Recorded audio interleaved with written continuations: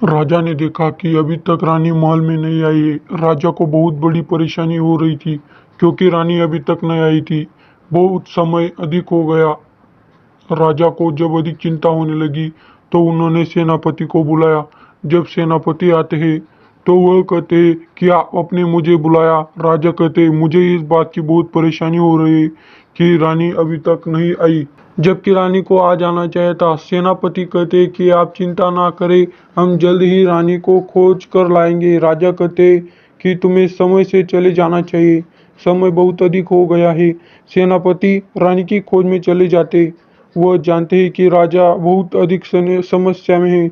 वह रानी का इंतजार कर रहे, पर रानी अभी तक नहीं आई है। कुछ समय बाद सेनापति कुछ लोगों की आवाज़ सुनते हैं और सोचते हैं कि यह कौन लोग हैं जो यहाँ पर आवाज़ कर रहे।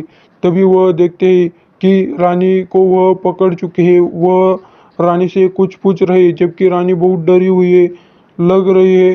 सेनापति को पता चल जाता है कि रानी को पकड़ा जा चुका है और उन लोगों ने रानी से पूछने के लिए कुछ सवाल किए जो रानी बताना नहीं चाहती।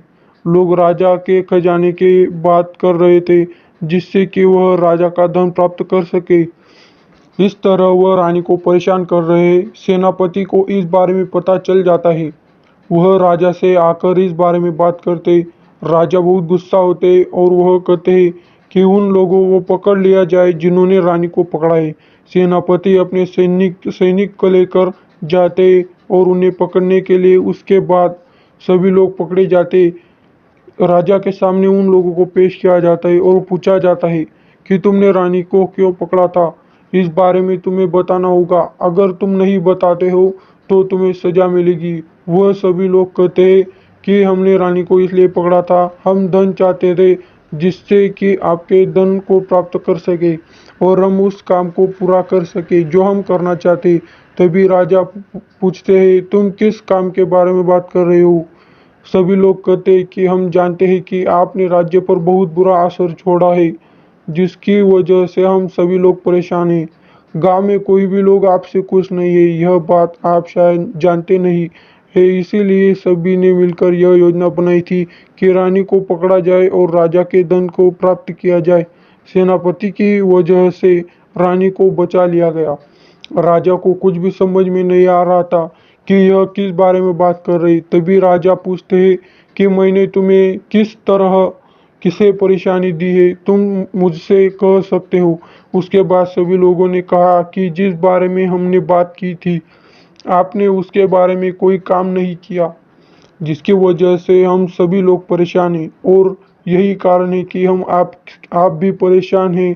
तभी राजा को सब कुछ समझ में आ जाता है। यह उस आदमी ने किया है, उसे बुलाया जाता है और पता चल जाता है कि यह सब कुछ उसने अपनी खुशी के लिए किया है जिसकी वजह से वह सारा धन अपने पास रख चुका है और राजा को इस बारे में कोई खबर नहीं थी। इस तरह सभी को पता चल गया था कि इसमें राजा की कोई गलती नहीं है।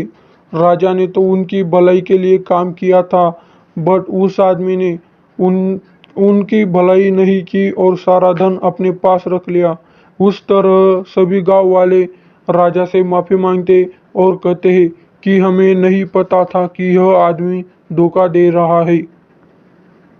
राजा कहते हैं कि तुम्हें सोचकर ही फैसला लेना चाहिए। जी, अगर तुम हमसे पूछते शायद हम इस बारे में बता देते, पर तुमने इस बारे में कोई बात नहीं की और जिसकी वजह से हम सभी को परेशानी हुई। तुम्हें यह सोचना चाहिए जीवन में फैसला लेने से पहले आपको बहुत बार सोचना पड़ता है जिससे कि आप एक अच्छा असर छोड़ पाए। अगर आपको यह राजा की कहानी पसंद आई हो तो शेयर कमेंट लाइक जरूर करें और आपको ऐसी कहानियाँ ऐसे फैक्ट्री चाहिए तो हमारे चैनल को जल्द से जल्द सब्सक्राइब कर दीजिए।